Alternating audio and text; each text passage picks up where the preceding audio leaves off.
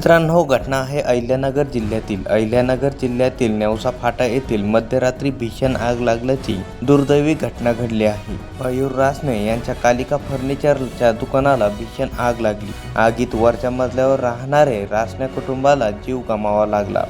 या दुर्घटनेत मयूर रासने वय वर्ष 45, त्यांची पत्नी पायल रासने वय वर्ष 38, तर 10 वर्षाचा मुलगा अंश मयूर रासने आणि 7 वर्षाचा धाकटा मुलगा चैतन मयूर रासने यांचा होरपळून मृत्यू झाला। नेवसा पोलीस ठाण्या हद्दीत मयूर रासने यांचे फर्निचरचे दुकान आहे। दुकानाच्या वर मयूर रासने यांच्या पत्नी व मुलासह राहत होते। सोमवारी मध्यरात्री या दुकानाला भीषण आग लागली। ही आग इतकी भीषण होती की वरच्या मजल्यावर झोपलेले रासने कुटुंबातील या घटनेत 25 वर्षीय यश किरण रासने याच्यासह 70 वर्षीय वयस्कर महिला गंभीर जखमी झाली असून तिच्यावरती उपचार सुरू आहे। मयूर अरुण रासने वय वर्ष 45, पायल मयूर रासने वय वर्ष 38, अंश मयूर रासने वय वर्ष 10, चैतन्य मयूर रासने वय वर्ष 7 अशी मृत व्यक्तींची नावे आहे। मनसत्न करणाऱ्या घटनेने सर्वत्र हळहळ व्यक्त होत आहे।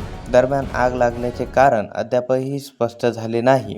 मात्र या भीषण दुर्घटनेने नेवसा परिसरात हळहळ व्यक्त होत आहे।